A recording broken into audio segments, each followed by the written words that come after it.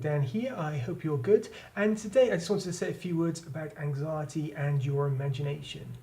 This past weekend, I took the family down to Rochester in Kent for the Rochester Dickensian Christmas Festival. Absolutely fantastic experience. If you've never been to one of the Dickens festivals, they have a summer one, they have a winter one.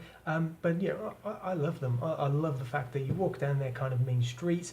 There are people there. You can see Scrooge is there, Fagin's there. There's every character you can think of. Miss Havisham, two or three of them. You walk down the street, and it is a bit like going back in time to that kind of period. There's street entertainment. We saw a great band playing. So an absolutely fantastic kind of rhyming, kind of very funny version of Christmas Carol. Snow machine, everything, and they don't have that in the summer one. And what really kind of struck me is when we look at kind of the Dickens novels, what Dickens did is he took aspects of his life and the times around him, things he saw, things he heard about, people he'd met, and he transformed those into those kind of fantastic stories that pretty much most of us know today. They've endured all this time, and I think a large part of that is because they're very real. They're real people. It's based on people, places. You see all those kind of plaques, those blue plaques outside buildings. This bit of this story was, it was kind of filmed here, was written kind of about this room here, or this meeting took place, or so and so who appears in this novel kind of lived here.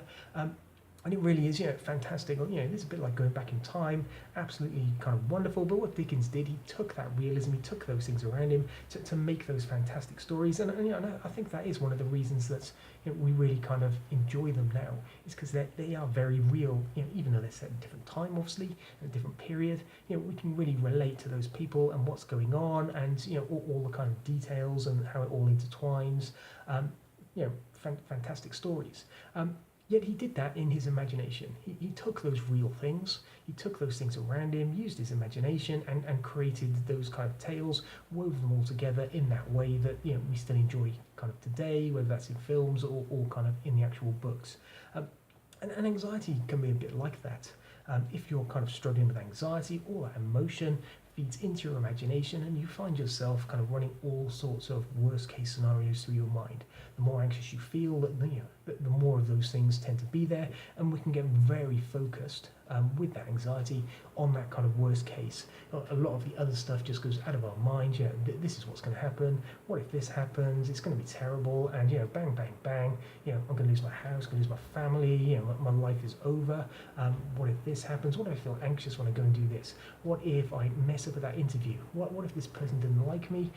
What if I say the wrong thing? Or if they say all those kind of things? The more anxiety there is, the more it drives all those kind of things. And and when we kind of think it back in kind of those kind of terms I was talking about with Dickens, Dickens took real life, imagined stuff, in that kind of way that made those stories. Anxiety takes real life, the people, the places, the situations that are around you right now, and distorts them through your imagination into all sorts of worst cases. And we know our anxiety is doing that, to kind of protect us or to avoid us feeling bad. Yet it can be very overwhelming, and we can get really stuck in that pattern of feeling those feelings, thinking those thoughts, and either having to endure them or avoiding stuff in that way. So we want to recognise, a bit like with the Dickens stuff, that just because we imagine something, just because we think it, that doesn't make it fact, in any way whatsoever. We can imagine all sorts of stuff, crazy stuff, things that haven't been invented. When I was a kid, I used to imagine what it would be like to walk, on ceilings. If everything was upside down, we still have that kind of imagination. It's a wonderful thing. It means we can plan, we can think ahead. Even basic stuff. What am I going to wear later? What will I do if it rains? What am I going to have for dinner? What looks, what sounds the nicest on this menu? We use our imagination in those kind of contexts. But of course, with the anxiety, we need to remember that, just like that good Dickens story, these are just things in our imagination. They're not facts. We don't have to get emotionally kind of involved in that way. We can keep that separation like we do when we watch a good film or we read a good book. We know, there can be realism. We can get really absorbed in it. We're imagining kind of stuff. Particularly when we read novels, we bring it to life in our minds. If it's a good novel, that's why we can look forward to the next day going back to it. Yet just because we can do that means that we can keep that separation in our minds that this is not fact. We can learn to calm down those emotions, which starts to take away a lot of the worst case imagining anyway. But also, even when we imagine stuff, we want to really do keep in your mind this isn't fact. This is my imagination kind of portraying its perspective.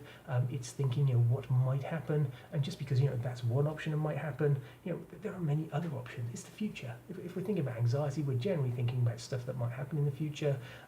There are many other options, so come up with more options.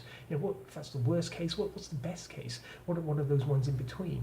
Just because we think it, we don't want to buy into it. We can interrupt it, we can redirect it. Certainly calming down those emotions, but certainly we want to keep that perspective of, although we can get lost in a good story, it is just a story. It doesn't have to kind of have that ending. And as you learn to take control of anxiety, you can kind of turn the page, start a fresh chapter, a new novel, all those kind of metaphors.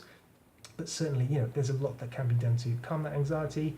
But always remember, anxiety drives your imagination down that path, and just because you think it doesn't make it fact, doesn't mean you have to buy into it. So rein it back, bring it back to the now, be in the present, and you'll find yourself feeling a lot better very quickly. So I'm going to leave you with that. You take care of yourself, and I will speak to you soon. Take care now.